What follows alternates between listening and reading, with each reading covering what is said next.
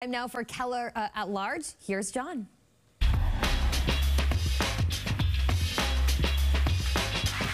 Thanks so much for joining us. Well, you know what happened nationally on Election Day, or I assume if you're watching, you know.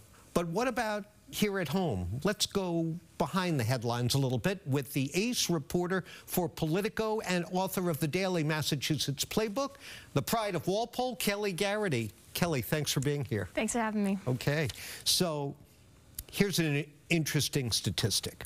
Donald Trump improved his showing in Massachusetts by 4 points over 4 years ago. He got 36%. That's sort of the baseline for Republicans here. Elizabeth Warren's hapless opponent 6 years ago got 36.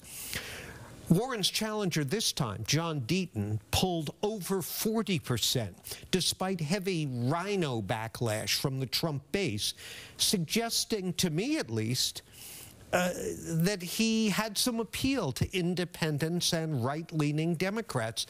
Does this set Deaton up for another run?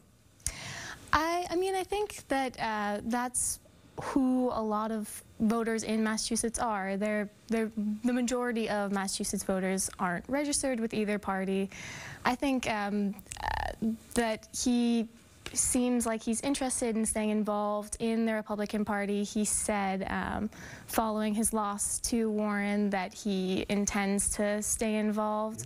And I do think that it shows that he isn't someone necessarily to be immediately written off. He outperforms Trump in the state, and I think it'll be kind of interesting to see what he decides to do next. He has personal money and he is willing to spend it. He has some ability to raise outside money.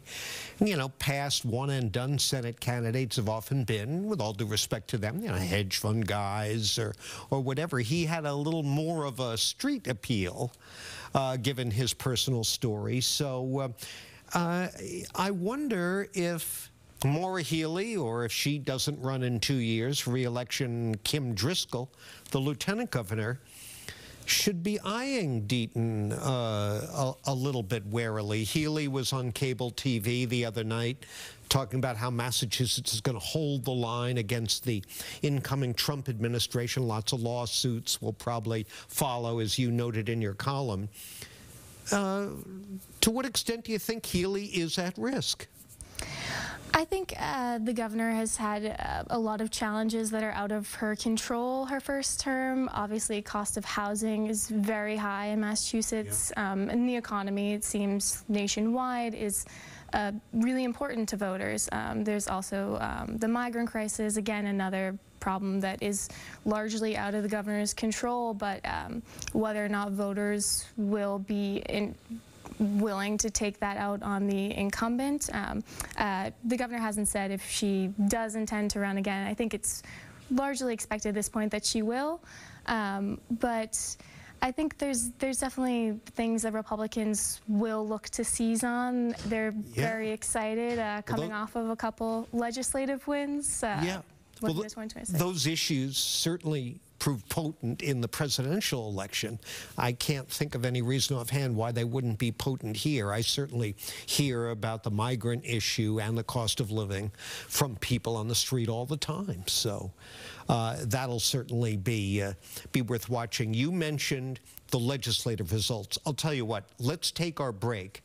And when we continue our conversation, we're going to talk about the outcome, some changes coming to Beacon Hill, and the message voters may have been sending with their votes in legislative races and on the ballot questions. So we'll do that when we continue in a moment. Welcome back to our Massachusetts Election Day postmortem with our guest, Kelly Garrity, the correspondent for Politico based on Beacon Hill. And Kelly, you mentioned before, Republicans flipped a few House seats, won a Senate seat in Taunton that's been Democratic for decades and came close in a couple of other Senate races. Add in the landslide yes vote on Auditor Diana DiZoglio's bid to get authority to audit the legislature. Did you sense any flop sweat up on Beacon Hill at all when you went back to work on Wednesday? I think it's hard to tell at this point. I think people are still grappling with sort of the overall election results. There were statements out from the Speaker, the Senate President, that seemed to be leaning more towards sort of the national result and thinking about Donald Trump coming back into the White House. But I do think it's something for the legislature is going to have to consider, just given, especially with question 1. I think that's actually, they have the potential to, if they want to toss that out, or it's likely going to end up in the courts. Right. So it'll be interesting to see kind of where that goes. You know, it's been funny. The legislature, throughout my 100 years covering Massachusetts politics, has always been about as popular as a red wine spill on your new white shag carpet. But in recent years, their approval rating has been better. But the vote on question 1, you know, even though there wasn't much organized pushback against that, that certainly was a signal of discontent from the voters. And question 2, which the governor, the House Speaker, and the Senate President all urged a no vote on. I mean, yes won in a landslide. So you put all that together, and it just makes me wonder about the extent to which, you know, they're feeling the heat. Yeah, I think after this the end of the legislative session, when there was a lot of bills still tied up in Beacon Hill, I think that definitely caught some people's attention. They're still waiting on an economic development bill to pass. And I do think that, especially when it comes to question 1, it was the question for voters was, do you want more transparency? Or that's what it appeared to be for voters. And I think that for most people was a pretty easy yes. And then with question 2, I think there's obviously a lot at play there.